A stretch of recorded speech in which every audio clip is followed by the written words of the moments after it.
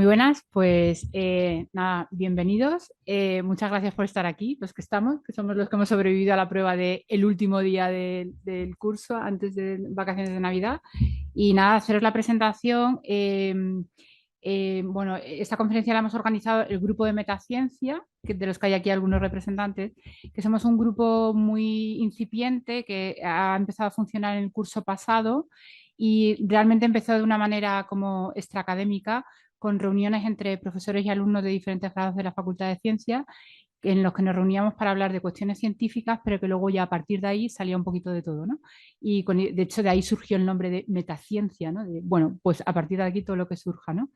Y ahora mismo además contamos con la ayuda de un proyecto concedido por la Fundación Tatiana Pérez de Guzmán el Bueno, que en su segunda convocatoria para proyectos docentes y culturales sobre liderazgo y humanismo cívico, pues lo que nos está permitiendo es organizar este tipo de actividades, ¿no? Entre otras, pues la conferencia en la que estamos ahora mismo. Entonces, solamente voy a hacer una brevísima presentación de nuestro ponente de hoy, Javier Bernarce María, el profesor doctor.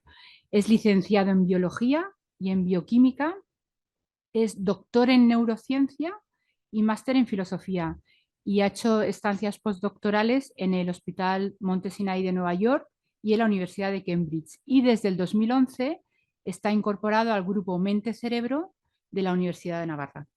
Esto es lo que he leído, ¿no?, en las redes.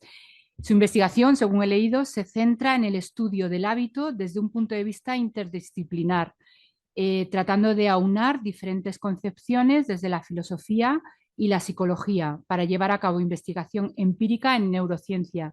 Y en este sentido, pues también le encontramos muy afín a lo que nos mueva a nosotros, porque nosotros, digo, al grupo de Metaciencia, nosotros lo que buscamos también es esa visión interdisciplinar de los asuntos, no quedarnos solamente en la parte científico-experimental o lógico-matemática, ¿no?, que es como más de parte de ciencias, ¿no? Es autor de numerosos artículos, capítulos de libros en revistas y editoriales de prestigio internacional en diversas áreas como anatomía, neuroimagen, psicología, psiquiatría o filosofía. Es profesor colaborador en la Facultad de Educación y Psicología de la Universidad de Navarra y actualmente es director científico del Centro Internacional de Neurociencia y Ética, CINET, perteneciente a la Fundación Tatiana Pérez de Guzmán el Bueno. Y bueno, sin más ya, ceder la palabra a nuestro conferenciante, que nos va a hablar sobre metaneurociencia, el camino para la comprensión al cerebro. Tengo que contaros también que en lo que solamente es ajuste del título, ya tuvimos nuestro asunto de discrepancia porque barajamos la posibilidad de poner el camino hacia la neurociencia, hacia el camino hacia la comprensión, para la comprensión del cerebro, o un camino, ¿no? Entonces yo hice una apuesta más amplia de, bueno, un camino. Y me dijo, no, el camino. Yo, pues nada, a por ello, ¿no? Entonces, al final de la exposición sí que tendremos un pequeño margen de tiempo para preguntas, cuestiones, lo que queramos, para poder hablar con él. Pues muchas Muy gracias, bien, Javier. muchas gracias. Pues entonces Ahora yo sí, me me voy a ir para dejamos abajo. aquí. Muy bien, nada, yo me voy abajo ahí con vosotros también. Pues muchas gracias. Voy a intentar convencerte, Conchita, del artículo, a ver si te convence el camino o un camino, ¿vale? Nada, pues muchas gracias. Bueno, lo primero a Conchita, a José por la invitación. La verdad es que estoy encantado de estar aquí. Muchas gracias a vosotros por venir. Y bueno, la idea, yo os voy a contar una historia, ¿vale? Os voy a contar, digamos, una idea, os voy a mostrar básicamente cómo está la neurociencia hoy día y de alguna manera cómo creo yo que debería estar la neurociencia hoy día, si quiere ser un camino hacia la comprensión del cerebro, ¿vale? Incluso el camino hacia la comprensión del cerebro. Pero también, como decía antes con Antonio, creo que era, yo creo que, bueno, no sé si alguna vez habéis tenido delante a un neurocientífico, aunque sea un neurocientífico muy raro como soy yo, y entonces, pues bueno, aprovechad para cualquier pregunta que tengáis relacionada con cerebro, con mente, incluso como decíamos antes, inteligencia artificial no sé, porque yo no soy ingeniero, no soy informático, pero lo que tiene, digamos, de relación la inteligencia artificial con el cerebro real, pues todo eso, si queréis en la discusión, podemos hablar, ya digo, de todo lo que se os ocurra. Yo voy a intentar no extenderme demasiado, creo que hablaré de unos 40 minutos o algo así, y ya digo que para mí lo más interesante va a ser luego la discusión que tengamos, las preguntas, etcétera. Muy bien, entonces bueno, este va a ser el plan, a ver si funciona, si no tendré que hacer clic probablemente. Estas son cosas de Zoom. Esto está encendido. Ahí está. Esto ya se lo sabe uno. Sí, son trucos de profesor. La pandemia nos ha enseñado estas cosas. Entonces, esto es el plan de lo que os pienso hablar hoy, ¿vale? Primero, bueno, ¿cuál es el objeto que estudia la neurociencia? ¿Vale? Después os voy a hablar de la neurociencia, ¿vale? De hoy día, de cómo está la neurociencia hoy día. Después vamos a ver el alcance de la neurociencia y aquí empezará la parte un poco más crítica, ¿vale?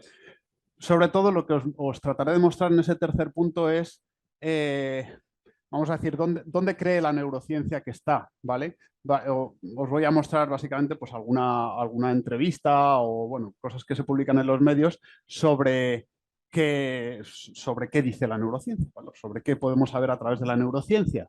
Vamos a ver que hay un problema y entonces voy a tratar de hacer explícito cuál es ese problema. Y entonces luego pues ya os voy a hacer mi propuesta que llamo hacia una metaneurociencia. Yo como decía antes nunca lo he llamado así, ¿vale? Esta especie de neurociencia que propongo no la llamo nunca metaneurociencia, pero me parece muy apropiado, ¿no? Aprovechando pues el título del ciclo de estas conferencias de metaciencia, pues no me parece mal llamarlo metaneurociencia. Muy bien, pues vamos a ello, ¿vale? Entonces, bueno, ¿cuál es el objeto de la neurociencia? El objeto de estudio de la neurociencia, ¿sabéis o no? Porque claro, yo estoy hablando aquí de neurociencia, pero ¿qué narices es la neurociencia? El cerebro, ¿no? El cerebro. Entonces, el objeto de la neurociencia, efectivamente, pues en principio es el cerebro. Digo en principio porque luego lo matizaré, ¿vale?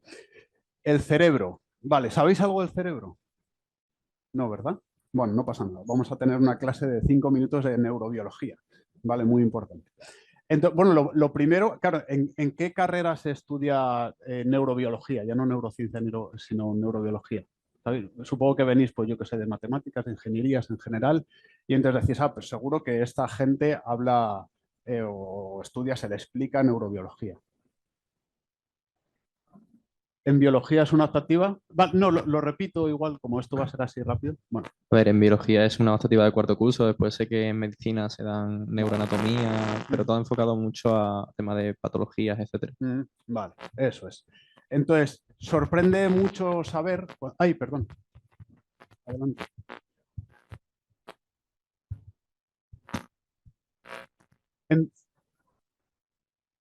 En biología, en medicina.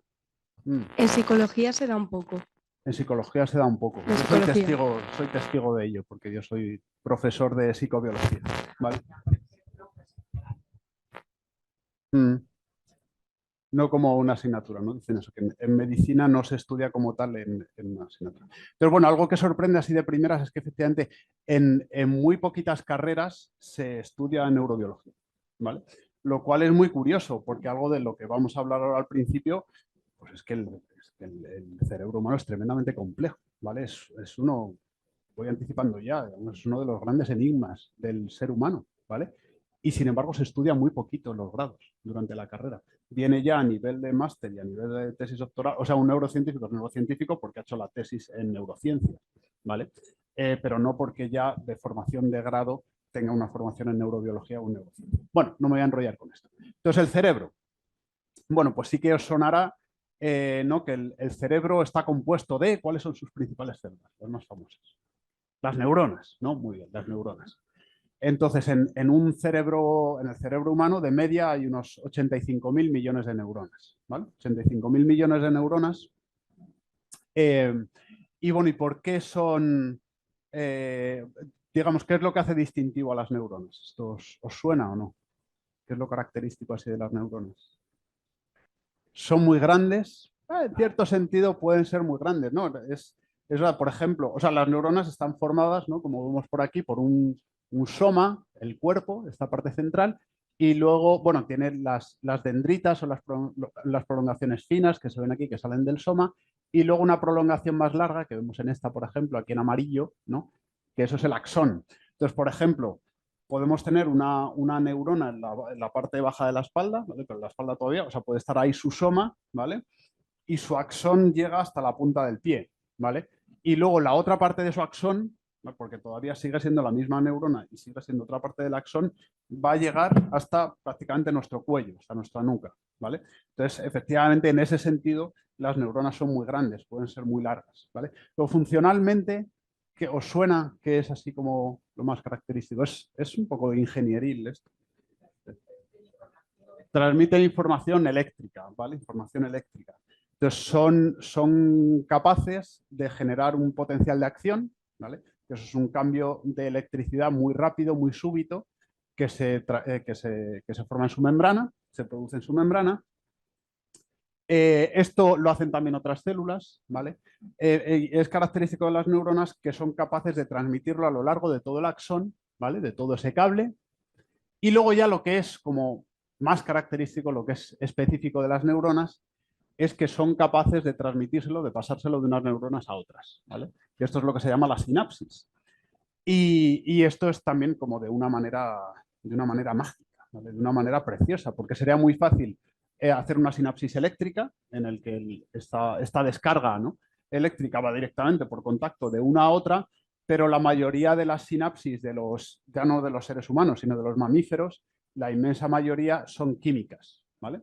Entonces, en realidad, esto sería una sinapsis, ¿vale? Entonces llega la señal eléctrica en esta neurona que llamamos la presináptica. Ese potencial de acción, ¿vale? Esa descarga eléctrica va a hacer que se libere una sustancia química, que todos habéis oído hablar de esto, es el neurotransmisor, seguro que os suena.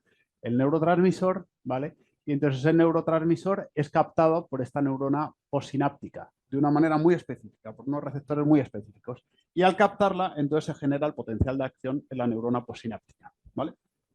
Entonces, bueno, pues esto es fundamentalmente eso, digamos, lo que hace característico a las neuronas, y de alguna manera es donde reside como la esencia funcional de las neuronas, ¿vale? Entonces, bueno, pues de alguna forma saber estas propiedades de las neuronas, pues es saber cómo funciona el sistema nervioso, cómo funciona el cerebro.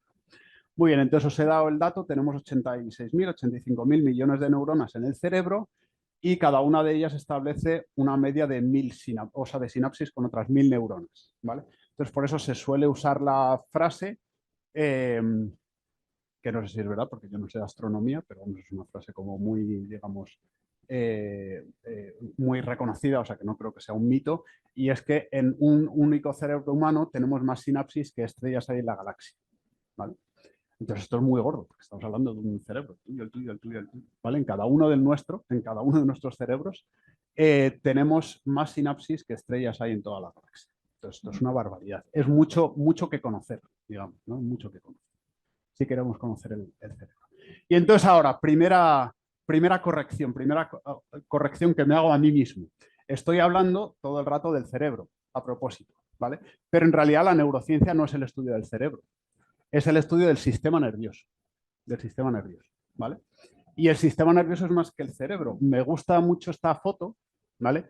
Porque está en blanco y negro. Pues si buscáis en Google sistema nervioso periférico o sistema nervioso a secas, se suele encontrar imágenes, esquemas en el que está el cerebro en amarillito o está como muy destacado, y luego pues la médula espinal, que todavía es sistema nervioso central, y luego todos los nervios, ¿vale? Pues lo ve pues como ya más difuminado, ¿no? Entonces me gusta esta imagen porque se ve, digamos, con la misma importancia, con el mismo color, cerebro y resto del sistema nervioso.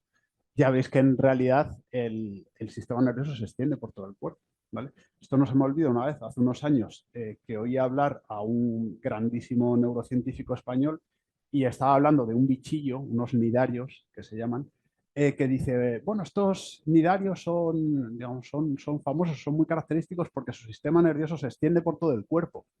No, que pensando, oye, en el ser humano que también se extiende por todo el cuerpo. Esto es muy importante por cosas que os voy a explicar luego, ¿vale? Entonces, eso, indicaros que el cerebro es una parte, es cierto que lo podemos considerar la parte más importante, es donde hay más acumulación de neuronas, pero es una parte del sistema nervioso. Vale. Y luego el otro dato importante, estos dos datos se les olvida a la mayoría de los neurocientíficos. O sea, ya con esto sabéis más que muchos neurocientíficos. Entonces, el segundo dato es este, ¿vale?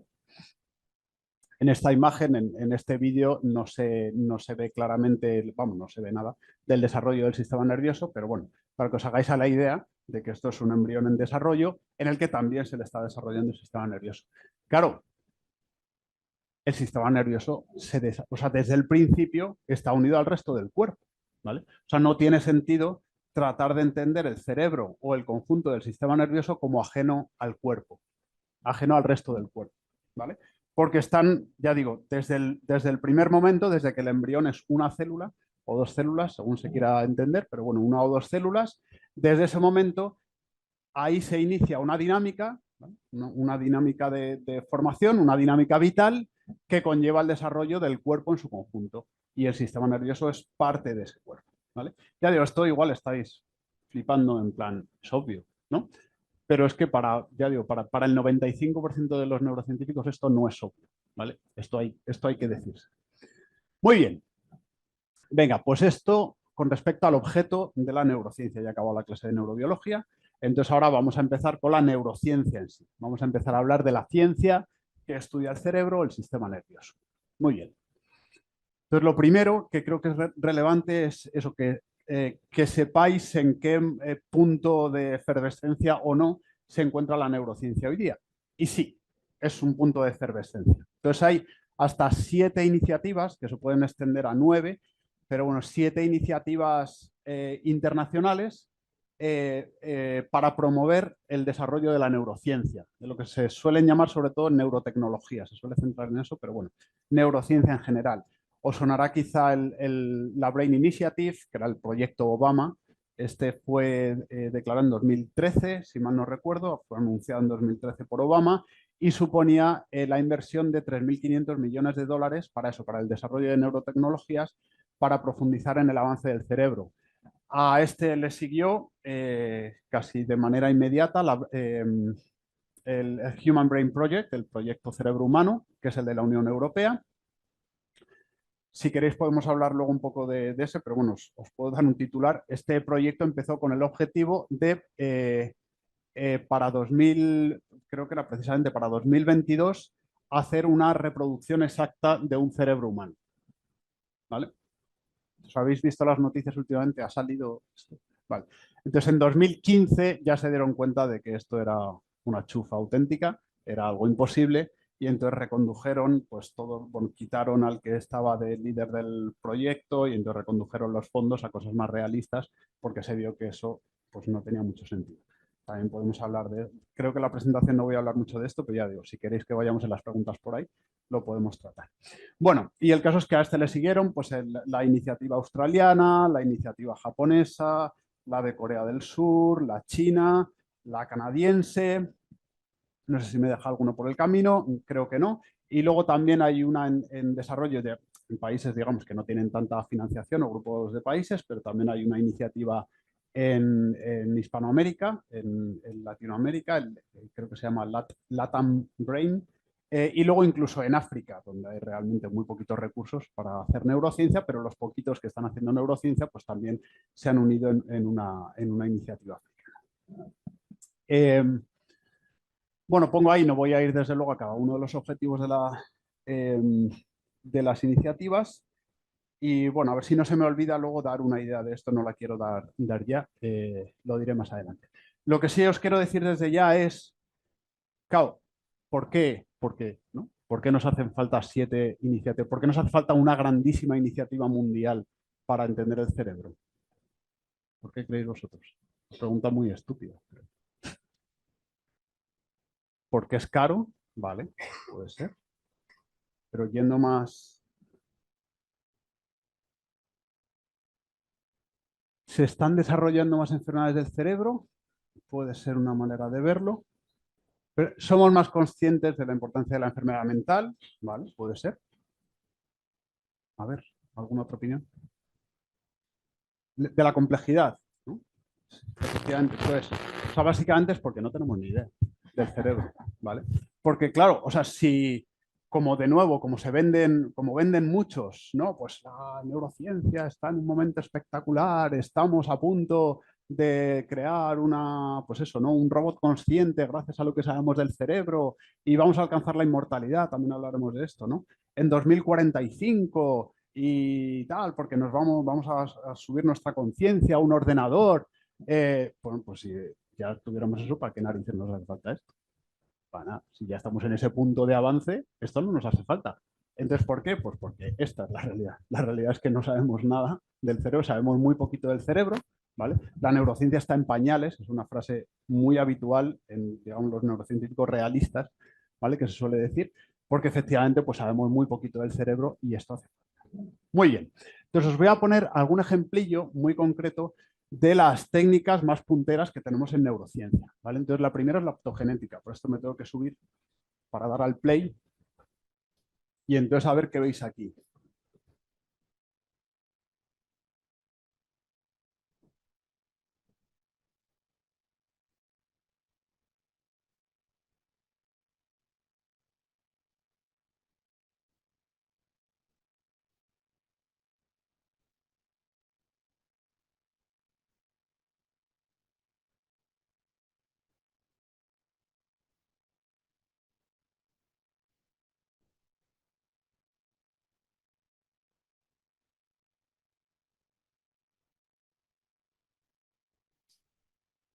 Vale, bueno, lo dejo puesto. No sé si ya podéis interpretar el vídeo. ¿Qué estáis viendo?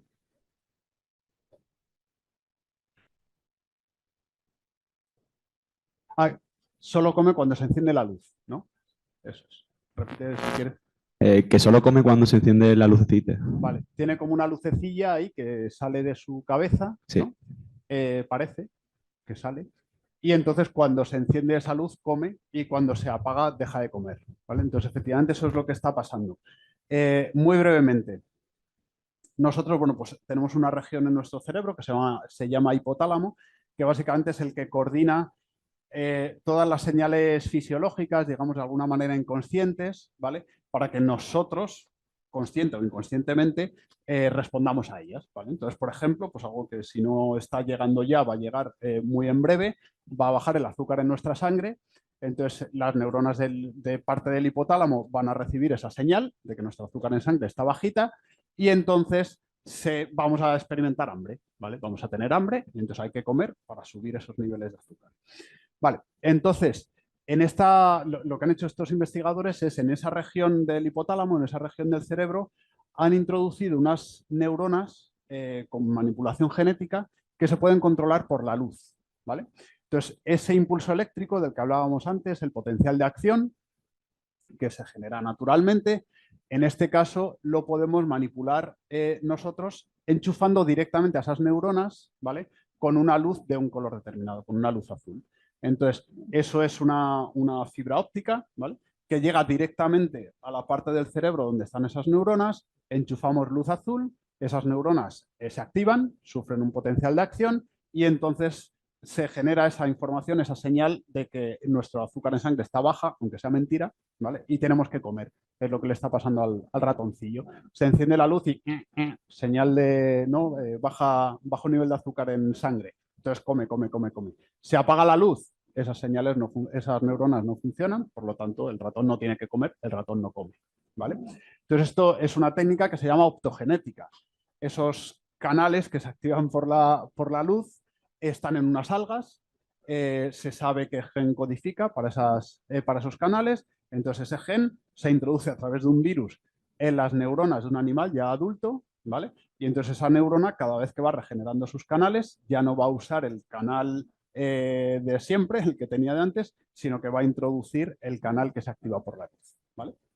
Entonces esto es algo que sorprendentemente ya se ha empleado en humanos, ¿vale? Se ha empleado en humanos para tratar un tipo de ceguera muy concreta, ¿vale? O sea, retinosis pigmentosa.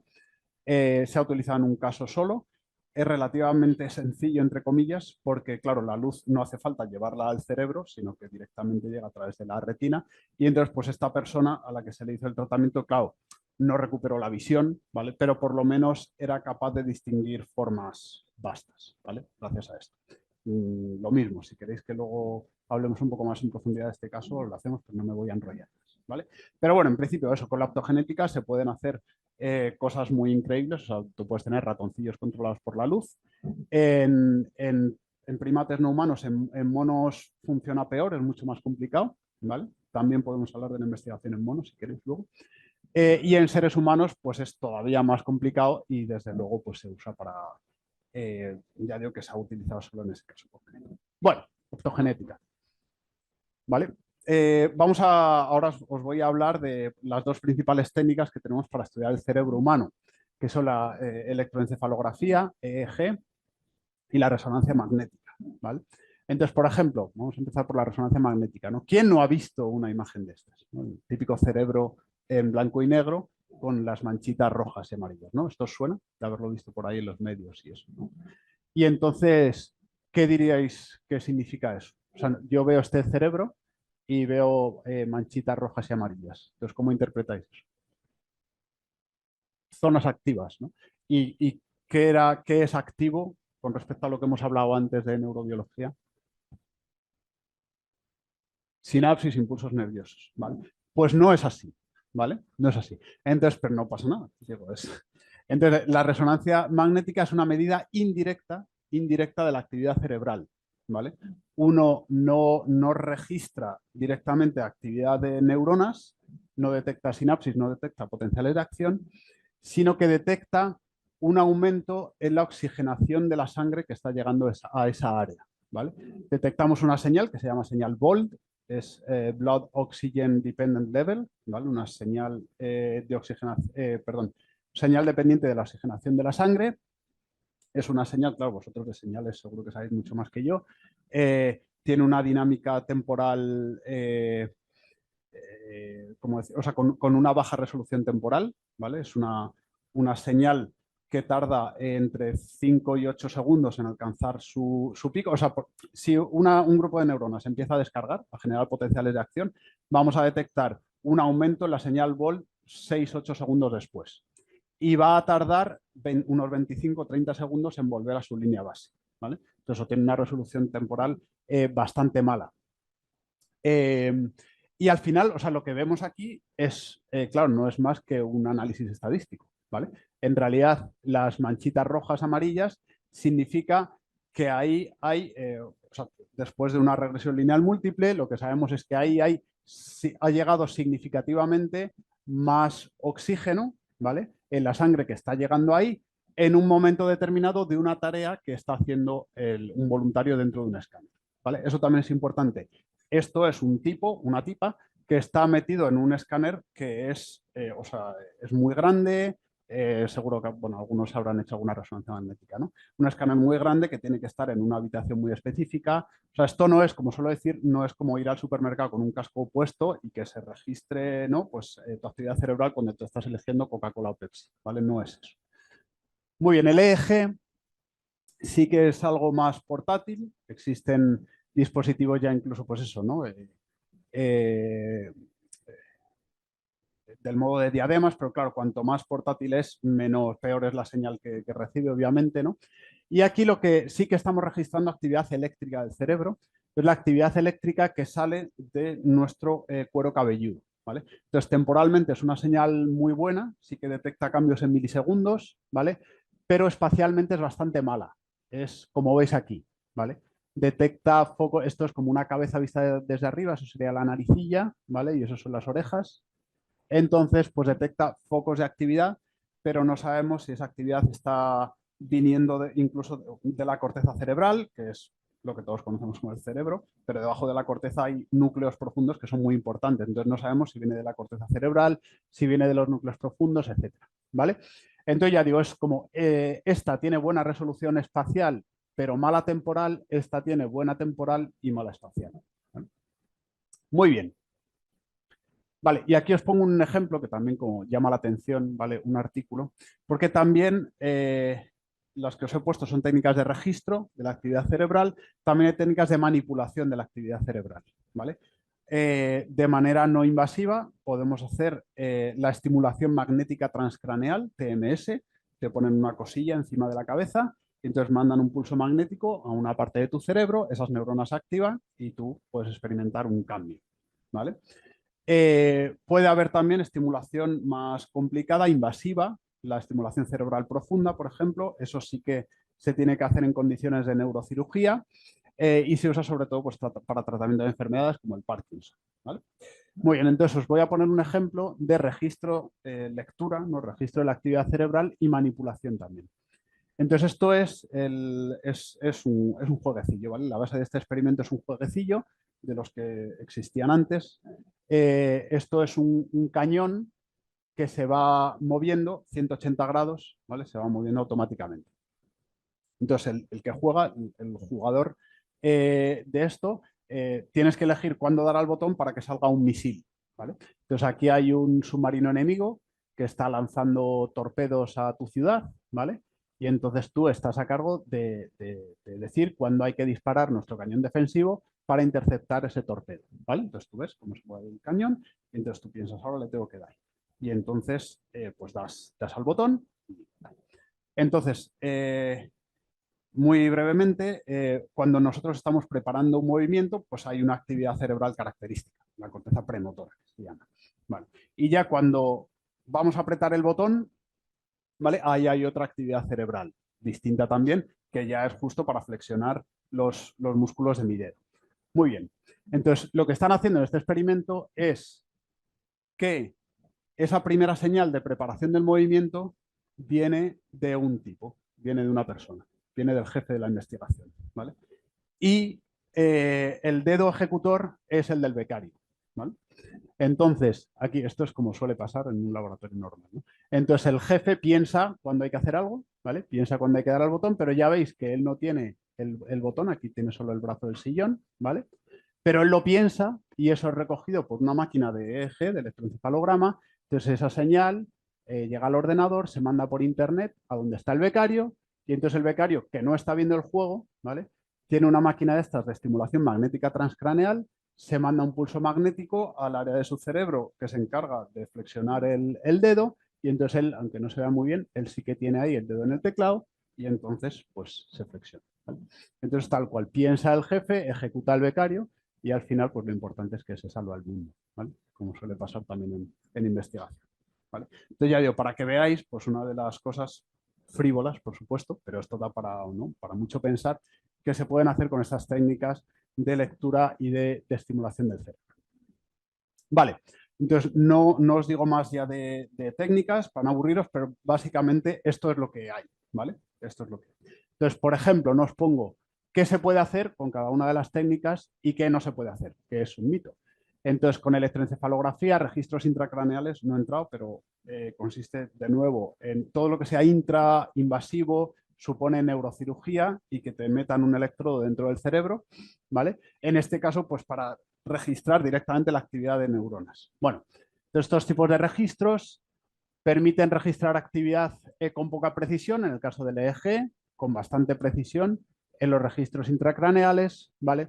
Pero desde luego lo que no puedes hacer nunca es registrar con una alta precisión en lo que se suele llamar situaciones ecológicas, como os decía, yendo a comprar al supermercado, ahora escuchando una conferencia, esto no se puede hacer, ¿vale? Creo que uno da la impresión, si lee cosas de divulgación de neurociencia, que los neurocientíficos pueden hacer esto ya, como tipo Westworld, ¿no? Te ponen un gorro y ya están leyendo tu actividad cerebral. Bueno, pues esto no puede ser, ¿vale? La resonancia magnética, pues tú puedes pedir a la persona que está en el escáner que piense algo, que haga algo, y entonces puedes inferir la actividad cerebral asociada de forma indirecta, ¿vale? Algo que no se puede hacer es leer los pensamientos. Y de nuevo, en el modo de divulgar ciertos experimentos, pues parece que sí, ¿no? No sé si he traído alguno, digo, algún titular. Bueno, va a haber alguno parecido, pero eso muchas veces da eso, da la impresión de científicos son capaces de, no sé, eso, de inferir lo que piensa una persona que no puede hablar, ¿no? Porque tenga una fase, por tal. Bueno, pues eso es en unas condiciones muy restringidas que ya no voy a profundizar, de nuevo si queréis pues luego vamos a ello, pero no se puede leer los pensamientos. Y luego en la manipulación cerebral, ¿vale? Pues podemos mandar impulsos pero claro que sobre todo van a interferir ¿no? van a actuar sobre nuestros movimientos, que es lo más fácil, donde tú puedes ver luego una respuesta, como hemos visto en flexionar una mano, flexionar una muñeca, lo que sea. ¿Vale? ¿Qué no podemos hacer? No podemos enviar ideas o pensamientos. Bueno, voy a seguir adelante para no enrollarme demasiado. Entonces ya os digo, esto es ahora, o sea, yo os he tratado de mostrar tanto la neurobiología como la parte de la neurociencia, la realidad, ¿vale? Lo que se puede hacer de verdad sin tratar de vender ninguna moto, ¿vale? Entonces vamos a ver ahora la gente las motos que vende, ¿vale? Entonces, bueno, esto es una frase de hace ya mucho tiempo, ¿vale? De Susan Blackmore. Ella es psicóloga, filósofa, pero es sobre todo divulgadora de la ciencia, de mucho prestigio internacional. De muchos filósofos y científicos han afirmado que la voluntad libre es una ilusión, la libertad es una ilusión. A diferencia de ellos, Benjamin Libet ha encontrado un modo de comprobarlo, un modo de comprobar que la libertad no existe, ¿vale? Entonces, no voy a entrar de primeras, a no ser que me lo pidáis, no voy a entrar en los experimentos de Libet, ¿vale? Pero bueno, que sepáis que son experimentos de 1983, ¿vale? O sea que muchos ni habíais nacido. De 1983. Entonces, bueno, pues según esto, desde 1983 ya sabemos que la libertad no existe, ¿vale? Pero bueno, sigue habiendo todavía gente que vota, gente que se casa incluso, creyendo que es libre, pero en realidad no lo es, ¿vale? Etcétera. Y gente que dice que no es libre, gente que libremente dice que no es libre. Vamos a ir con alguno de ellos ahora, en particular. Entonces, en concreto, yo suelo citar mucho esta entrevista, que ya también tiene unos años, desde 2013, a un gran neurocientífico español, Carlos Belmonte. Fue el director del Instituto de Neurociencias de Alicante durante muchísimos años. Yo creo que ya está jubilado, pero bueno, con muchos premios internacionales, etcétera. Y esta es una entrevista que la verdad es que es para leerla completa. Yo os traigo solo el título. Nuestro concepto de libertad es una ilusión. Estamos condicionados, ya veis que está en la línea de lo anterior. Y luego, pues, algún fragmento, ¿vale? Dice, ¿no? Lo que está marcado. Le preguntan, dice, otro concepto muy importante en nuestra sociedad que puede sacudir la neurociencia es la culpa. Y responde el neurocientífico, conceptos como la justicia o la culpa hay que revisarlos. Hay una venganza social con algunas de las personas que cometen delitos execrables que muchas veces es absurda, porque detrás de su comportamiento hay una patología de la conducta que hace que le tengamos que aceptar como es. Por ejemplo, el caso de los adolescentes. En Estados Unidos, bueno, os leo lo que no está en amarillo también para que veáis el contexto. Un ejemplo de estos problemas se puede ver en el juicio que se hace de los adolescentes. Sabemos que la parte de la corteza orbitofrontal del cerebro que ayuda a inhibir conductas y a valorar las consecuencias de una conducta es una zona del cerebro que se desarrolla muy tardíamente en la adolescencia y se consolida en la etapa adulta. En Estados Unidos, siempre que uno quiere defender algo, tiene que decir los americanos, ¿no? Los americanos. En Estados Unidos ya ha habido juicios en los que ese elemento se ha tenido en cuenta, porque se ha planteado que un adolescente colocado en una situación determinada, nunca he entendido si colocado significa drogado en este contexto o que está en, no, en serio, Dios, no sé, o que está en una, pero bueno, un adolescente colocado en una situación determinada no va a poder controlar su conducta igual que un adulto y por lo tanto no le puedes hacer igual de responsable que a un. La culpa es un concepto muy importante. Entonces, claro, esto es sobre todo como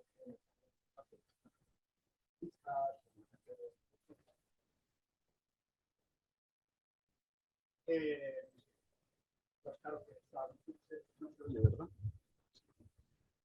Sí, lo malo es los que está, o sea, porque se está transmitiendo por YouTube. Bueno, está bien porque así paso el micro también al que quiera hablar y ya está.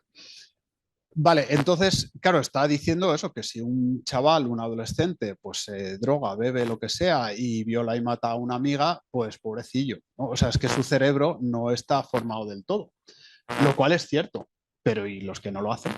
O sea, hay adolescentes que también tienen el cerebro que se está formando y que no violan ni asesinan a sus amigas o amigos, ¿vale? Entonces, pues bueno, esto es algo que pensar. La culpa es un concepto muy poco científico, ¿vale? Insisto, porque luego, eso, si queréis, si me acuerdo, podemos volver un poco a esta frase.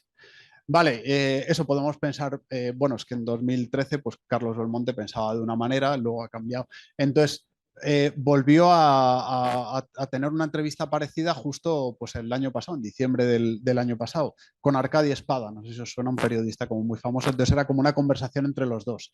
De nuevo, creo que toda la conversación no tiene pérdida. Estos son solo las últimas frases, ¿vale? Y entonces dice Carlos Belmonte, dice: yo creo que a lo que entendemos por ser humano le quedan pocos cientos de años.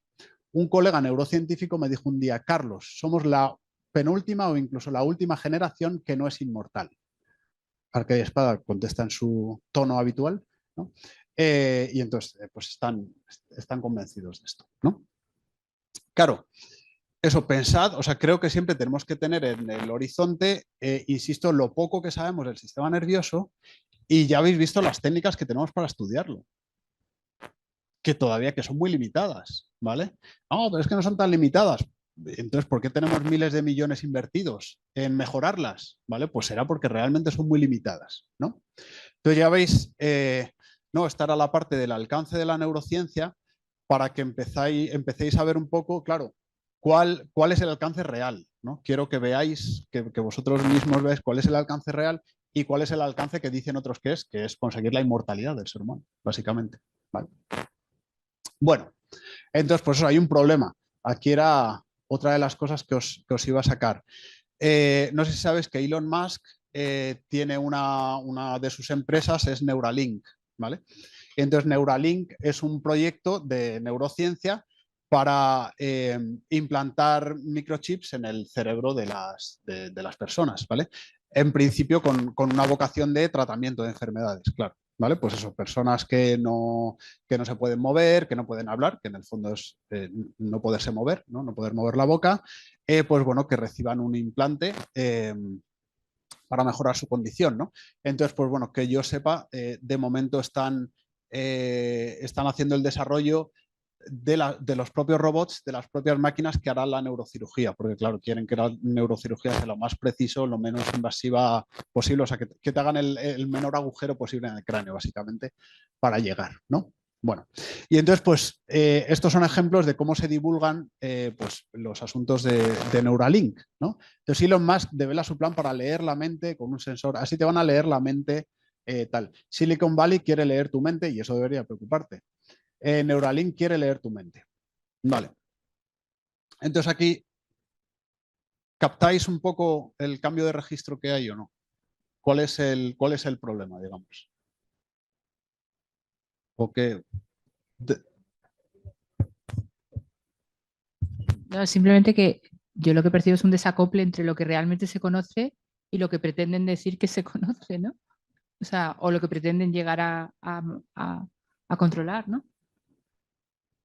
Vale, ¿y eso dirigido a una palabra concreta o dos palabras concretas? Ese desajuste, que has dicho muy bien. Fake news, vale, pero ¿por qué estas noticias son falsas?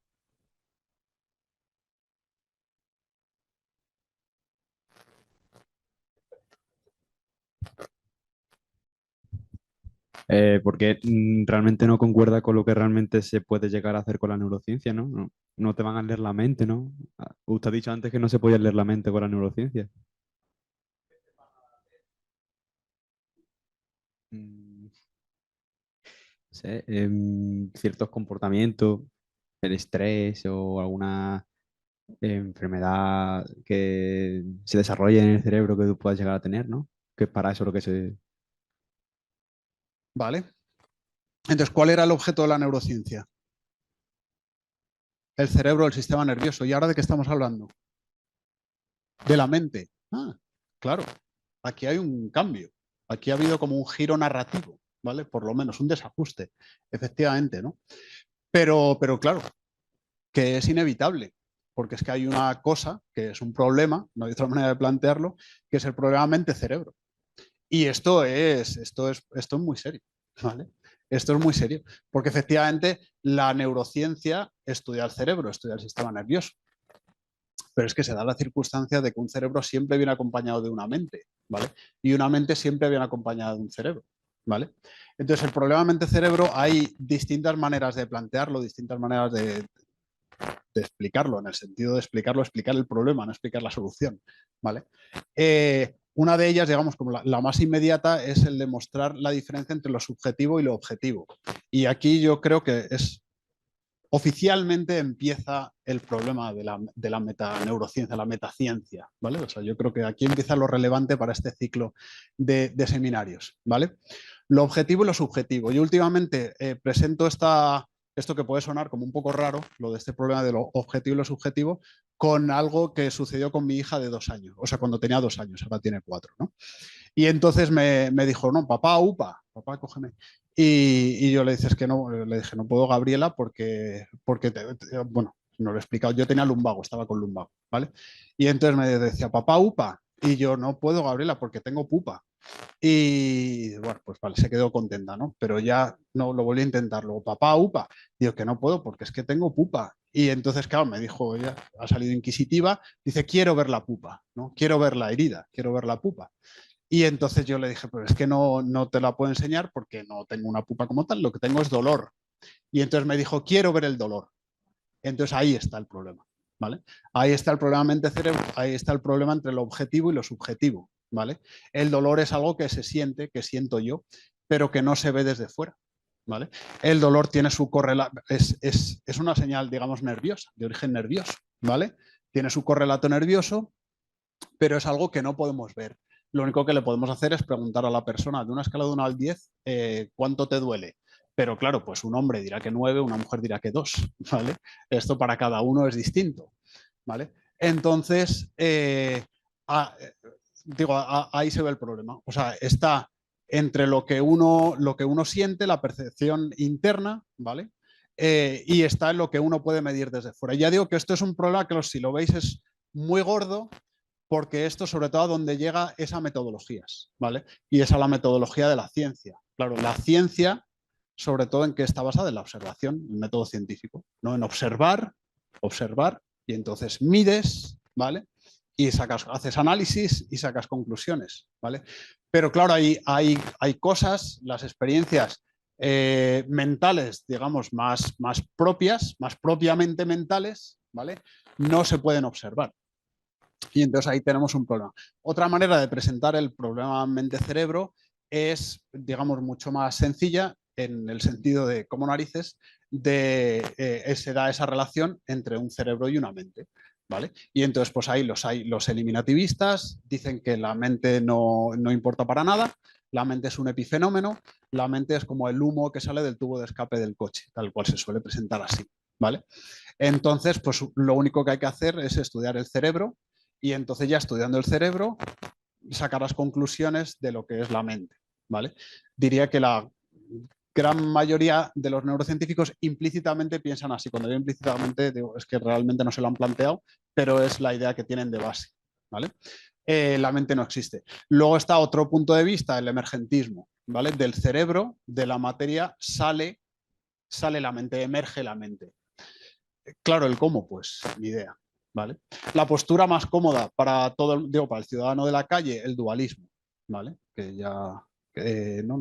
nos metió Descartes en su época, que existe por una parte un cerebro, ¿vale? O un cuerpo, y por otra parte completamente distinta, una mente, un espíritu, se puede llamar como se quiera, y las dos interactúan, tampoco sabemos de qué manera, ¿vale?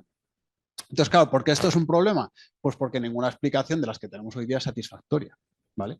Porque no tenemos ni idea. Yo creo que el punto de partida tiene que ser que resulta innegable que tenemos un cerebro, porque la mayoría de personas yo creo que tienen un cerebro, ¿vale? Se lo podemos ver, ¿vale? Se puede medir, se puede estudiar, pero es innegable también que, incluso, vamos, me atrevería a decir, es más innegable todavía que tenemos una mente. Yo con los que he hablado antes de venir estoy 100% seguro que tenéis una mente. Que tengáis un cerebro no lo sé porque no os lo he visto, ¿vale? Pero lo que estoy seguro es que tenéis una mente porque está interactuando con vosotros, ¿vale? Entonces creo que eso también es innegable. Muy bien. Vamos a ver. Entonces aquí ya viene el tema de la metaneurociencia. Vale. Y entonces la neurociencia tiene que estudiar el cerebro. Estudia el cerebro, es su objeto, el sistema nervioso, ¿vale? Pero resulta que el cerebro siempre va acompañado de una mente, ¿vale? Y entonces ahí tenemos el problema de las dos vamos a decir, de los dos aspectos, de las dos realidades, ¿vale? Que claro, que ¿cuál es el problema? Que las hemos separado desde el principio, ¿vale? Desde el principio hemos pensado que existe una realidad peculiar, que es el cerebro, y que existe otra realidad distinta, que es la mente. El cerebro lo estudia el neurocientífico, el neurobiólogo, etc.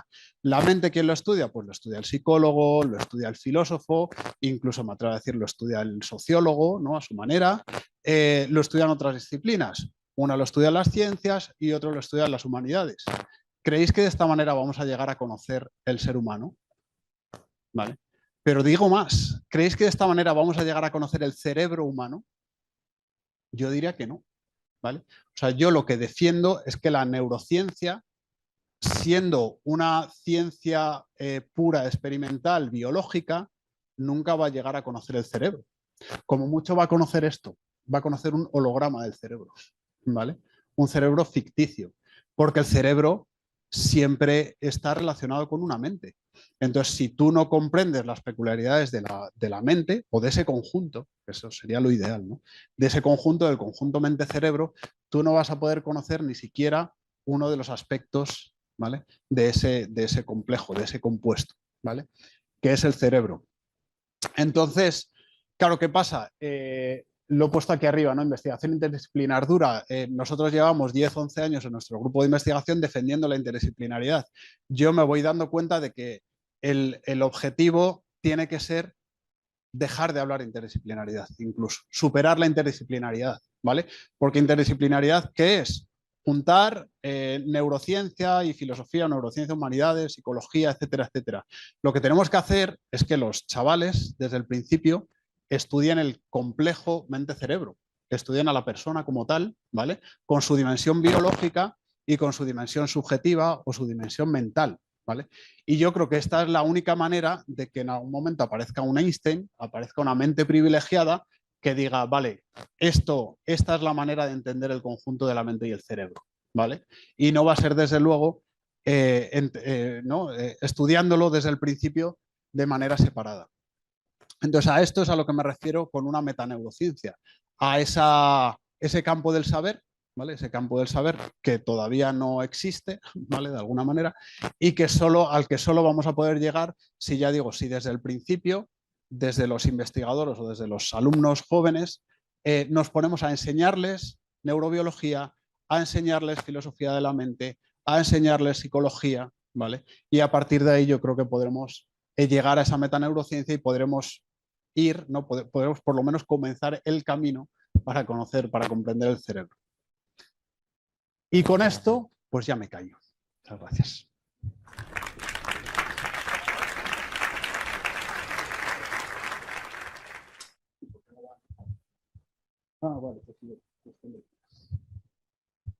Muy bien, pues ¿tenéis preguntas, discusiones, comentarios? Se me escucha bien, ¿no? Sí. A lo largo de todas las charlas he estado hablando de un punto de vista interdisciplinar, ¿no? De conocer la mente, el cerebro. Imagino que desde un punto de vista más humanista que clínico, sin embargo, en neurociencia sé que se suele ver más el tema de clínica, investigaciones, aunque sean básicas, pero que siempre tienen una aplicación biomédica. La pregunta es, ¿cómo es ser un científico? Porque he estado más o menos ojeando el grupo. ¿Y cómo es ser un neurocientífico que no investiga como tal clínica? O sea, ¿vuestras líneas de investigación son realmente puramente humanísticas y básicas o de verdad tienen realmente un enfoque? ¿Cómo se vive la investigación desde este punto de vista? Pues uno se muere de hambre, básicamente. No, pero así como respondo con otra broma, pero esta ya es real. Entonces, hace año y algo estuve en una especie de congreso, ¿no? que se celebró en los Alpes y que además se presentaba como la cumbre de neurociencia, ¿no? De dónde está la neurociencia y hacia dónde vamos y hacia tal. Entonces yo fui allí y bueno, éramos pocos, entonces nos presentamos y tal. Entonces yo era el filósofo, ¿vale? A mí me llamaban el filósofo, teniendo mi trayectoria en neurociencia, pero me preguntan, ¿y tú como filósofo cómo es este? ¿Tú cómo? Entonces, claro, a los que nos dedicamos a unos aspectos no tan concretos, ¿vale? De la neurociencia, pues somos los filósofos, somos gente rara, ¿vale? Bueno, me has preguntado algo concreto ya por nuestro grupo de investigación, ¿vale? Entonces, en nuestro grupo de investigación tenemos, o digamos, tratamos Bueno, entonces en nuestro grupo de investigación tenemos sobre todo esas líneas más conceptuales, ¿vale? Sobre lo que ahora diré algo, pero también tenemos cuestiones más aplicadas. Entonces, por ejemplo, bueno, voy a ir primero por partes. Entonces, como ha dicho Conchita en la presentación, uno de los temas que nos interesa es el hábito, ¿vale? El hábito. Y el hábito, ¿por qué nos interesa? Pues porque se ve muy distinto desde una visión filosófica, sobre todo filosófica aristotélica, o sea, filosófica clásica, digamos, y la visión neurocientífica, ¿vale? Entonces, o sea, si tú preguntas a un neurocientífico qué es el hábito, te va a decir pues, que es una rutina rígida, es un automatismo, es inconsciente, etc. Si tú preguntas a alguien que sepa de filosofía aristotélica, te va a decir el hábito es eso, pero también el hábito está relacionado con el aprendizaje. El hábito es una habilidad. Tocar el piano es un hábito, no tocar el piano a las 7 de la tarde todos los días, sino el hecho de aprender a tocar el piano es un hábito, ¿vale? Porque tú lo vas adquiriendo con la práctica, ¿vale? Es una práctica que te permite a ti al final improvisar, ¿vale? Te permite tener una cierta flexibilidad conductual. Entonces, en eso se diferencia con la neurociencia, ¿vale? Entonces, hemos hecho algún estudio empírico de cómo nuestro cerebro cambia con la adquisición de ciertos hábitos, ¿vale? Y luego también, llevándolo a la patología, hemos hecho estudios en adicción, porque la adicción también es un tipo de hábito rígido, ¿vale? Y hemos hecho estudios también en TDAH, como decíamos antes, trastorno por déficit de atención y hiperactividad, donde parece que también hay una afectación de ciertos hábitos. Esto visto ya también de una manera global. Por ejemplo, las personas con TDAH tienen mayor riesgo de comer peor, tienen mayor riesgo de tener conductas de riesgo, precisamente, ¿vale? Pues, mayor acceso a drogas, alcohol, etc. Esa es la manera. Pero ahora voy a retomar un poco lo de los estudios más conductuales. Y era una de las cosas que os decía, cuando os he puesto la tabla de las 7 iniciativas internacionales, os he dicho, a ver si me acuerdo luego de deciros.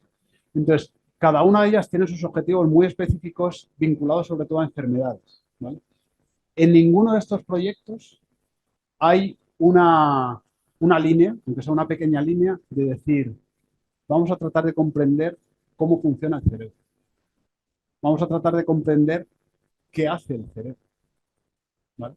Vamos a tratar de comprender pues directamente, ¿no? Cómo nuestra actividad cerebral se relaciona con la actividad mental. O sea, esas grandes preguntas cada vez son más ajenas a la neurociencia. Y es muy curioso. Porque, claro, y yo esto lo he planteado. Digo, claro, si la neurociencia no hace esto, ¿quién lo va a hacer? La filosofía. ¿Vale? Pues entonces les vamos a acusar de intrusismo a los filósofos y decir, pues si tú no tienes ni idea, tú sabes qué es la esencia y la sustancia, pues no tienes ni idea de lo que es el cerebro. A los periodistas, ¿vale? A los divulgadores, pues vas a caer en lo mismo. O sea, decir, bueno, me estás presentando, me estás vendiendo una moto muy bonita, pero que no arranca, que no tiene sentido, ¿vale? Entonces, por eso uno de los grandes objetivos que tenemos nosotros es el que la neurociencia vuelva a plantearse, porque eso lo planteaba, vuelva a plantearse estas grandes preguntas, porque si no se quedan huérfanos, y si no vamos a ellas, no estamos haciendo nada. No sé si te he contestado muy ampliamente.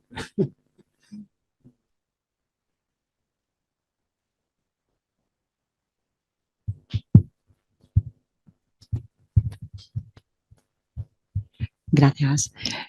Muy buenas tardes, Javier. En primer lugar, darte la enhorabuena por tu magnífica exposición. Y mira, en relación a mi ejercicio profesional me ha parecido muy, muy curioso lo que has comentado de las técnicas en las que se realiza una manipulación cerebral en relación al control de impulsos. Has hecho mención a un estudio acerca de la responsabilidad criminal que puede tener la población adolescente. Y mi pregunta, como médico forense que soy, es si existen estudios de neurociencia en vuestro campo de investigación acerca en población penitenciaria, acerca de sobre todo en trastornos de control de impulsos, que como englobados dentro de los trastornos de la personalidad, a nosotros pues nos supone una gran parte de, nos tenemos que comer bastante la cabeza, nunca mejor dicho, para resolver las numerosas pericias que nos son demandadas de los tribunales de justicia cuando, por ejemplo, un chaval con un trastorno por control de impulso, con un consumo asociado, por ejemplo, de alcohol, ¿no? O de otras sustancias tóxicas. Un trastorno por control de impulsos, la imputabilidad, la responsabilidad criminal. Como hay estudios en población penitenciaria, en adolescentes, lógicamente, población penitenciaria no, porque de acuerdo a la ley del menor, pues ya sabes que ingresan en régimen de internamientos, pero en centros de menores. ¿Qué es lo que tenéis acerca de esto? Me ha llamado muchísimo la atención lo que has comentado, porque yo te digo que yo todos los adolescentes que tengo en la consulta, y te repito, o sea, un trastorno de personalidad, ya sabes que hasta los 18 años pues no se diagnostican, ¿no? Pero cuando hay asociado un consumo de sustancias, incluso cuando tienen los criterios diagnósticos de trastorno por consumo de sustancias, jolín, pues para mí son totalmente responsables, porque saben perfectamente que están haciendo mal. O sea, y por supuesto, todos los que pasan por mi consulta forense van a un centro de menores en régimen de internamiento o a partir de los 18 años cumplen como toda la población penitenciaria, porque el hecho de que, bueno, tengan un menor control de sus impulsos no impide que no sepan que están haciendo mal.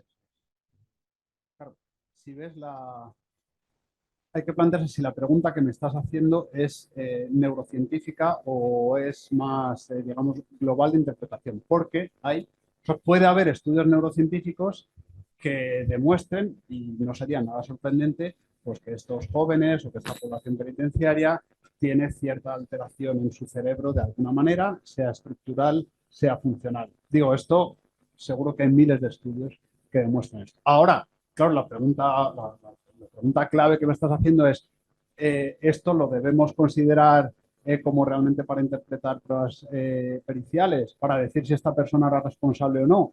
Claro, esta pregunta ya no es neurocientífica, entiendo yo. ¿Vale? Esto ya tiene que entrar en el diálogo interdisciplinar con médicos forenses, con gente dedicada a la justicia, etc. Y esto sí que he estado en distintos foros relativos a esto. Entonces, cada uno que se encuentra que, como todo en la vida, el discurso está muy polarizado. ¿Vale? Entonces están, aunque sean gente de leyes, los grandes creyentes en la neurociencia, decimos lo que falta es tiempo y es mejorar las técnicas porque llegaremos a saber en algún momento, solo viendo el cerebro de una persona, si puede ser responsable o no de sus actos. ¿Vale? Y están los del otro polo que dicen, esto no vale para nada. La justicia se las ha apañado, ¿vale? Durante siglos sin recurrir a la neurociencia y entonces podemos seguir así porque al final la neurociencia no nos dice nada. Mira, a mí un caso que me gusta mucho creo que esto está muy bien contado, muy bien divulgado, creo que era un artículo del País, con el título de El último caso de Oliver Sacks, me parece que es, ¿no? Si mal no recuerdo. Oliver Sacks era un neurólogo, creo que era estadounidense, por lo menos sé que vivió muchos años en Estados Unidos. Y entonces era muy famoso, era muy buen divulgador, una persona también muy polémica y tal, pero bueno, era muy buen divulgador. Y entonces el último caso, antes de morirse, que tuvo, era típico caso, me atrevo a decir, porque ha habido otros que se han divulgado de esta manera, de una persona que empieza a tener conductas pedófilas, ¿vale? Y entonces, pues a esta persona en concreto, pues sí, eso fue como que empezó a visitar muchas páginas pornográficas, etcétera, etcétera. Entonces cada vez iba, digamos, iba a peor, ¿vale? Iba a peor, empezaba a hacer búsquedas ya, pues eso, ¿no? De pedofilia, de pornografía infantil, y llegó incluso a tener algún acercamiento, yo creo, pues a un niño y tal. Y entonces, pues ahí fue cuando le pillaron, ¿no? Le pilló su mujer, y entonces, pues, bueno, pues le metieron en la cárcel, y entonces una vez pues tuvo una crisis en la que se desmayó, empezó a tener como una especie de ataque epiléptico. Le hicieron un escáner y vieron que tenía un tumor cerebral, ¿vale? Y entonces dijeron, hombre, pues quizá la conducta que tiene este hombre, que hasta la fecha era un señor normal, quizá tenga que ver con el tumor, ¿no? Le quitaron el tumor y desapareció la conducta, ¿vale? O sea, pues mira que bien. Unos años después volvió otra vez a aparecer la conducta, ¿vale? Y vieron que el tumor había vuelto a crecer. Entonces, ¿qué es lo bonito, entre comillas, del caso? Es que en el momento, en el primer juicio, o sea, cuando condenaron de hecho a este hombre, el juez dijo, a este hombre hay que condenarle, podemos tomar esto como un cierto atenuante, pero a este hombre hay que condenarle porque en todo momento sabe que estaba haciendo algo mal, ¿vale? Otra cosa, si podía controlar el impulso en el momento de ir a buscar la pornografía infantil, etcétera. Pero este hombre sabía que estaba haciendo algo Claro, las Este era capacidades responsable, cognitivas era están responsable. plenas, Claro, pese a que pueda haber una merma en las volitivas, pero eso las es. cognitivas. Entonces, Pero Javier, por ejemplo, yo te preguntaba si había algún resultado en población penitenciaria o en esta gente adolescente en cuanto a esas técnicas de manipulación que tú hablas cerebral, en cuanto a la regulación, si hay una vale. alteración en cuanto, si se pudiera objetivar desde la neurociencia, que hay una alteración en el control de impulsos en estas personas, porque sería un avance tremendo, que luego ya se aplicaría de una manera u otra a lo que es el campo jurídico, que es el mío, por ejemplo. Porque a mí me sucede con el tema, por ejemplo, los neurotransmisores, en una persona con trastorno por consumo de alcohol, como yo digo, o sea, no todos los maltratadores ni todas las personas violentas, o sea, tienen un trastorno por consumo de alcohol o de sustancias tóxicas. Sí que es cierto que ciertos comportamientos violentos, esa violencia se ejerce con una mayor intensidad cuando la persona se encuentra bajo influencia a lo mejor de bebidas alcohólicas, pero muchos letrados de defensa se basan en que, por ejemplo, el alcohol, las bebidas alcohólicas influyen en la concentración de los neurotransmisores, cómo afectan en la dopamina y en la noradrenalina y cómo actúan a nivel de la amígdala y de la corteza prefrontal, en tanto que son moduladores de la violencia, como bien sabes tú, ¿no? Las partes. ¿Qué me ha pasado a mí, por ejemplo, de un señor totalmente normal, sin conductas agresivas, comienza a demenciarse y comienza a tener comportamientos violentos con su mujer? ¿Qué es lo que sucede? Pues que yo lo que digo, bueno, y el médico de cabecera no se está dando cuenta cuando iba al centro de salud que este señor, o sea, empezaba a tener irritabilidad, cambió el comportamiento o lo que tú hablas, pues cuando tengo un accidente, una persona lesionada de un accidente de tráfico a nivel de la corteza prefrontal, pues, pero ¿cómo puede ser? Si es que mi hijo era un niño buenísimo y ahora de repente tiene unos comportamientos violentos, agresivos. Ahí tengo una causa orgánica, un trastorno de personalidad que puede ser con esa base orgánica. ¿Qué estudios no habéis avanzado en esto para que de manera objetiva podamos, pues sí, efectivamente, hay una alteración en el control de los impulsos? es que, claro, o sea, todo lo que sea un trastorno mental, como el que estás hablando de control de los impulsos, es muy complicado para encontrar un correlato cerebral específico, ¿vale? Entonces es muy fácil que a una persona que le ha dado un ictus en la corteza motora, que tú puedas predecir, vamos, que tú puedas saber, pero bueno, que esa persona haya perdido la movilidad en el brazo, en la mano, etc.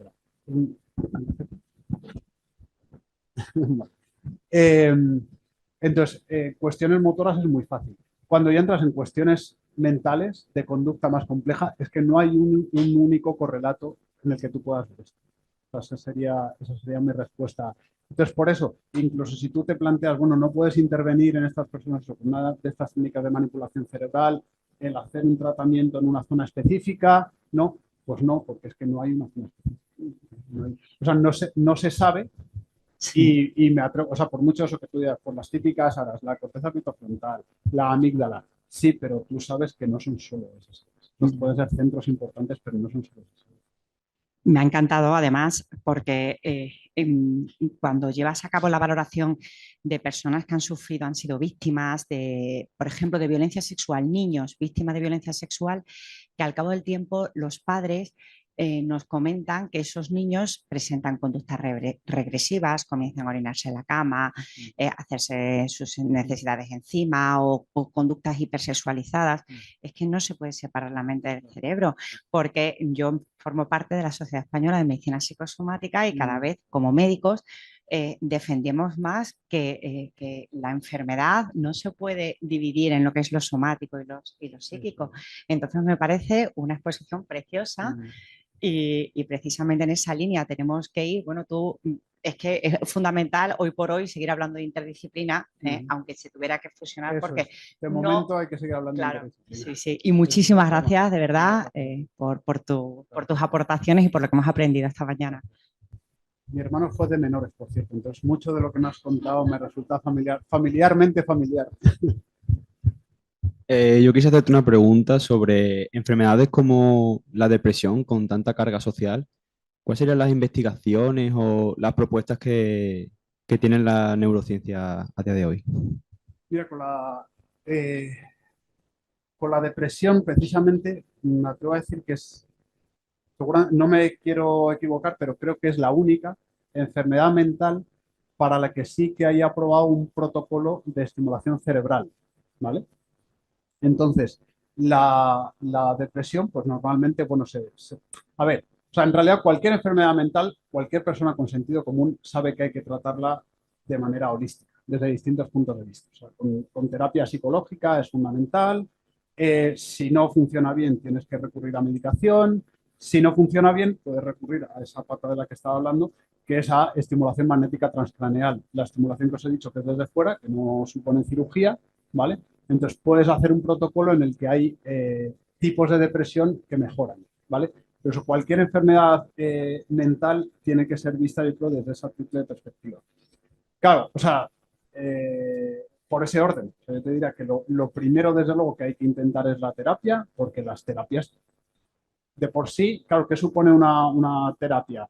Que un paciente habla con un terapeuta. Y ya el mero hecho de hablar ya es bueno, ¿vale? Pero normalmente los pacientes, sea de lo que sea, o sea, sea de ansiedad, pero desde luego de depresión, ya van a agradecer el estar en contacto con otra persona, ¿vale? Entonces eso ya es bueno, o sea, ya eso es solo el efecto placebo, vamos a decir, de la terapia, más luego lo que le puedas ayudar. El caso de la medicación, y vale tanto para depresión como para cualquier otra enfermedad mental, es muy curioso, ¿eh? Porque los neurofármacos en general son de esas terapias que primero se empezaron a usar y luego se ha empezado a estudiar por qué funcionan, ¿vale? Entonces, de hecho, pues eso es muy famoso. Las anfetaminas se empezaron, creo que esto tampoco es mito, que es verdad, se empezaron a usar, ¿no?, en la Segunda Guerra Mundial para los pilotos, para aumentar su nivel de alerta, etcétera. Luego se vio que de ahí también se podían aplicar a algunas enfermedades mentales y entonces después se empezó a plantear, oye, ¿y esto cómo funciona?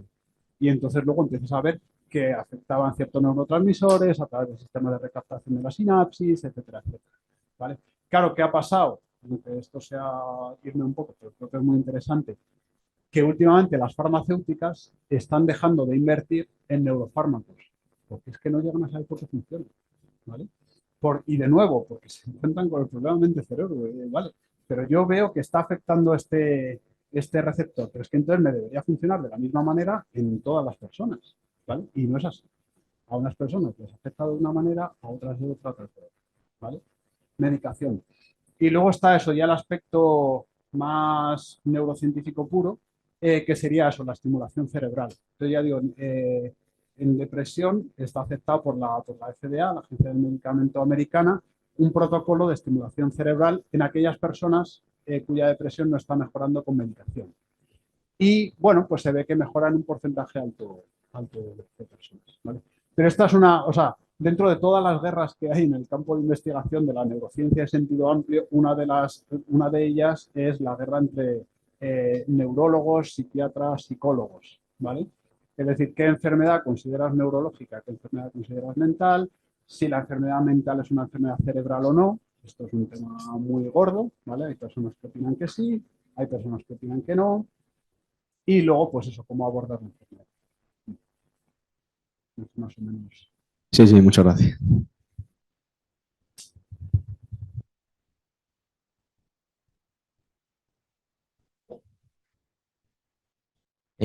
Sí, mira, había una diapositiva en la que ponías una frase de una entrevista a un científico famoso en el que decía que el cerebro estaba condicionado. No sé si esto tiene que ver con vuestra investigación de hábitos, pero al final los hábitos son cosas que se escogen. Y precisamente quería preguntarte sobre las decisiones.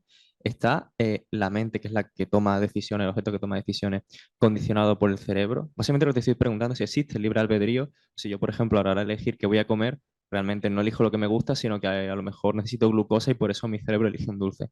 ¿Se puede plantear realmente que existe el libre albedrío o estamos condicionados? Claro, entonces estás yendo un poco al núcleo del tema del mente-cerebro, ¿vale? O sea, la respuesta rápida es una respuesta, pero de todas maneras vamos a profundizar. O sea, lo primero, claro, el decir estamos condicionados, claro que estamos condicionados. O sea, el titular de esa entrevista es bastante confuso porque dice eso, pues como nuestra libertad no existe, estamos condicionados. ¿No? Las dos cosas no son contradictorias, ¿vale? Uno puede defender que existe la libertad, pero desde luego puede defender que estamos condicionados. Yo creo que nadie, si lo piensa mínimamente, negaría que estamos condicionados. Porque, o sea, yo ahora aquí hay cosas que no puedo hacer. En este preciso instante estoy condicionado, pues bueno, porque estoy en un determinado contexto social, académico, y no puedo ponerme a cantar un villancico, por ejemplo. Puedo hacerlo, pero no lo voy a hacer. No me voy a tomar esa libertad. Entonces, lo del condicionamiento, desde luego hay condicionamiento, ¿vale? Ahora bien, claro, tú has dicho, la mente decide hacer cosas, pero está condicionada por su cerebro. Bueno, entonces ya estamos cayendo en la dicotomía que es peligrosa, ¿vale? Y de hecho, uno de los experimentos, yo creo que no voy a entrar en profundidad porque llevaría mucho tiempo, estos experimentos de Libet, lo que están, ¿no? ¿Os acordáis que, ¿no? Es a lo que se agarran los que son contrarios a lo de la libertad, ¿vale? Entonces, lo que muestran esos experimentos es que primero se activa tu cerebro, tienes una actividad cerebral muy característica y luego tú experimentas el deseo de hacer algo, en concreto flexionar la muñeca. Eso es lo que vio Libet, ¿vale? Pedían al voluntario que flexionara la muñeca y entonces, ¿qué vieron? Que primero se daba la actividad cerebral justo que hacía, ¿no? que se encarga de ese movimiento de la muñeca, después experimentaban el deseo de mover la mano, de decir, ahora quiero mover la muñeca, y luego se movía la muñeca, ¿vale? ¿Se entiende la historia? ¿No? Entonces, a esto es a lo que se agarran muchos para decir que la libertad no existe, ¿no? Porque primero actúa tu cerebro, ¿vale? Y luego tú tienes esa experiencia mental y es tu mente la que se cree que decide cuando en realidad no está decidiendo, ¿vale? Entonces, se puede hacer una crítica desde muchísimos puntos de vista. Lo primero que diré es que en los últimos 10 años ha habido 3 grandes experimentos que han denostado completamente los experimentos de Libet, ¿vale? O sea, básicamente que demuestran que esa señal cerebral no tiene nada que ver con el movimiento de la muñeca, ¿vale? Entonces, digamos que los experimentos de Libet pues, han quedado totalmente rechazados. Ahora hay gente que todavía no se ha enterado de esto, ¿vale? Entonces sigue defendiendo que los experimentos de Libet demuestran que la libertad no existe. Tiene problemas metodológicos en los que no voy a entrar, ¿vale? Vale, y entonces, pero voy un poco al núcleo de la pregunta. ¿La mente está condicionada por el cerebro? Entrando ya, digo, en ese juego lingüístico dualista de mente y cerebro, yo te diría que sí. Y yo creo que, claro, el modo de verlo, o sea, hay que entender al cerebro como una causa necesaria de la actividad mental, pero no suficiente de la actividad mental, ¿vale? O sea, tú necesitas un cerebro para tener una mente y para tener cualquier actividad mental, como puede ser el que voy a comer hoy, ¿vale? Necesitas el cerebro, pero el cerebro no es suficiente, él solo, ¿vale? Él solo no puede hacer, no puede elaborar una actividad mental, ¿vale? Por eso, otra de las cosas que suelo hablar es del cerebro en la cubeta, ¿vale? ¿Esto que estamos experimentando es verdad o es un Matrix? Tenemos nuestro cerebro en una cubeta en el que se le están mandando estímulos, ¿no? Y entonces nos creemos que estamos en este entorno, ¿vale? Pues es absurdo, ¿vale? Eso ya digo, hay mucha gente que piensa que esto podría ser un escenario realista, pero es absurdo. ¿Por qué? Pues porque lo primero, el cerebro, como he dicho, es inseparable del resto del sistema nervioso, es inseparable del cuerpo y es inseparable de la actividad mental, ¿vale? Bueno, es que es un tema muy amplio, pero espero por lo menos haber dicho algo. Vale.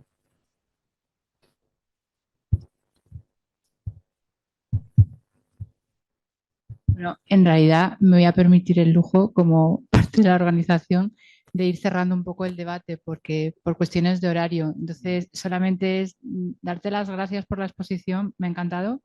Me ha gustado mucho el enfoque que has hecho divulgativo, pero al mismo tiempo con contenido, pero ha sido una forma de seguirlo muy amena, que eso siempre es interesante. Se me quedan bastantes preguntas en el tintero, porque las tenía y otras me las has suscitado tú en la exposición, pero no voy a aprovechar el uso del micrófono para ponerlas ahora. Solamente yo me quedaba con una idea que la podía tener más o menos en barbecho, pero ahora la he visto un poquito más clara, que no sé si coincide con lo que tú piensas o no, pero podríamos decir que un punto, un key point de toda tu exposición es el unir mente-cerebro, ¿no? O sea, la no posibilidad de diseccionar y verlo por separado, desde tu punto de vista, obviamente. Eso es, unir mente-cerebro, pero teniendo en cuenta que eso, o sea, de una manera no reduccionista, es la palabra clave, yo creo, ¿vale? O sea, unir mente-cerebro, pero no diciendo lo podemos unir porque todo es cerebro o lo podemos unir porque todo es mente y el cerebro no importa, ¿vale? Entonces, ya digo, ese término con el cual lo podemos unir, para mí el más fácil que existe, digo, antes que inventar un neologismo, es la persona, ¿vale? A partir de que hay persona, porque la persona para mí engloba lo biológico, engloba lo subjetivo, lo mental, engloba lo sociológico, ¿vale? Engloba el entorno de esa persona, ¿vale? De ese compuesto de mente, cerebro y otras cosas. Entonces sí, o sea, yo abogo por la unión, pero esto se puede malinterpretar, sobre todo viniendo de un neurocientífico. Muchos neurocientíficos te dirán, sí, sí, yo abogo por la unión porque solo existe el cerebro, ¿vale? Y es lo único que hay que estudiar. Yo abogo por la unión, pero manteniendo la realidad de los dos aspectos del conjunto.